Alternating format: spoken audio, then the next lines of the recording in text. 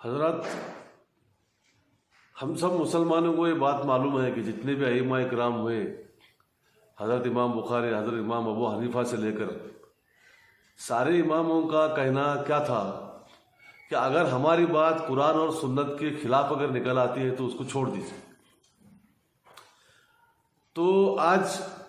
رجب کا مہینہ چالو ہے، امام جعفر صادق رحمۃ اللہ علیہ کی ایک عید منائی جاتی ہے مسلمانوں کے اندر۔ تو وہ بھی امام تھے وقت کے، اور وقت کا جو امام ہوتا ہے وہ اس کا درجہ بہت بڑا ہوتا ہے، پورے کی پورے مسلمان امت، پورے دنیا کی مسلم امت کا وہ لیڈر ہوتا ہے۔ امام کے معنی ہی لیڈر کے ہوتے ہیں۔ تو امام جعفر صادق رحمۃ اللہ علیہ کے نام سے جو عید منائی جاتی ہے، اس عید کو ہم قرآن اور حدیث کی روشنی میں پرکھنے کی کوشش کریں گے۔ ایک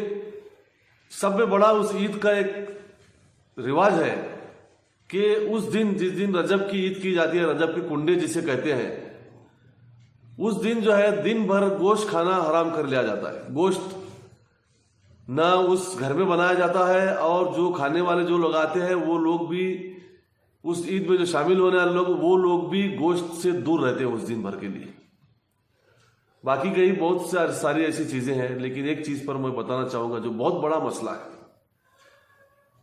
میرے مسلمان بھائیوں، آپ کو یہ بات، ضروری بات بتانا چاہتا ہوں کہ اسلام میں، دنیا کے اندر ساری جگہ ہر ایک قانون رہتا ہے کہ جس چیز کو کسی مذہب میں، کسی سرکار میں منع کیا جاتا ہے، اس کو اپنانا گناہ کہا جاتا ہے۔ جیسا کہ شراب منع کی دی گئی، شراب کو اپنانا گناہ ہے۔ لیکن جس کو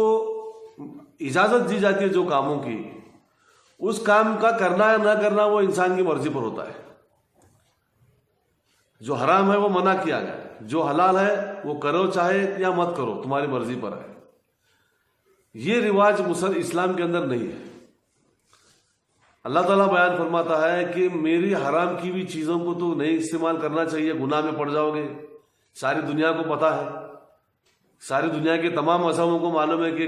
ان کے مذہب کی طرف سے حرام کی ہوئی چیز کو اپنانا گناہ ہے، پاپ ہے، سن ہے، جو بھی ہے۔ لیکن اللہ کی حلال کی ہوئی چیزوں کو آپ نہیں چھوڑ سکتے۔ بہت بڑا قرآن کا مسئلہ ہے، ایک جگہ نہیں آیا قرآن میں، 20 جگہ قرآن میں آیا ہے۔ سورہ آل عمران میں، سورہ مائدہ میں تفصیل سے یہ بات بیان ہو گئی ہے، اور 28 پارے کے اندر سورہ تحریم کی پوری سورت جو ہے اسی موضوع پر نازل ہوئی ہے کہ اللہ کی حلال کی ہوئی چیزوں کو چھوڑنے کا،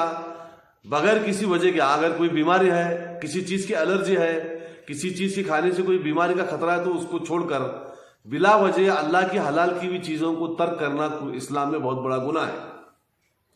سورہ تحریم جو ہے، وہ سورہ تحریم کے شان نزول یہ ہے کہ اللہ کے رسول صلی اللہ علیہ وسلم کے ازواج مطہرات کے بارے میں تفصیلی قصہ ہے۔ اس میں ایک معاملہ ایسا ہوا تھا کہ شہد آیا تھا ایک ام المومنین کے گھر سے، تو اس کے تعلق سے کچھ جو ہے حضور صلی اللہ علیہ وسلم کے ازواج مطہرات میں کچھ انبن ہو گئی، کچھ خسر پسر ہوئی۔ تو یہ معاملہ اللہ کے رسول صلی اللہ علیہ وسلم کی نظر میں ان کو خبر دینے کے بعد میں آپ صلی اللہ علیہ وسلم نے ایسا ارادہ کیا کہ شہد کی وجہ سے اتنی جب ناراضگی ہو رہی تو میں آج سے شہد کھانا چھوڑ دیتا ہوں۔ نبی، امام الانبیاء، رحمت للعالمین حضرت محمد مصطفیٰ صلی اللہ علیہ وسلم نے شہد کو کھانا چھوڑنے کا ارادہ کیا، اعلان کیا، تو اللہ نے بتاؤں گا کہ اے نبی صلی اللہ علیہ وسلم، آپ اللہ کی حلال کی ہوئی چیزوں کو حرام کرنے والے کون ہوتے ہو؟ اپنی بیویوں کی مرضی رکھنے کے لیے؟ تو اس سے پتہ چلا کہ نبی کو بھی یہ اختیار نہیں تھا کہ اللہ کی حلال کی ہوئی چیز کو حرام کرنا۔ تو سوچئے کہ وقت کے امام جعفر صادق رضی اللہ عنہ رحمت اللہ علیہ، اگر یہ قانون، اگر وہ قرآن کے جاننے والے تھے، اگر امام تھے وقت کے، تو جو کام کرنے کی ضرورت اللہ کے رسول صلی اللہ علیہ وسلم بھی نہیں کر سکتے تھے، کہ وہ میرے عید کے موقع پر آپ ایک دن کے لیے گوشت چھوڑ دیجئے، یہ ناممکن ہے، کسی امام کے لیے ناممکن ہے۔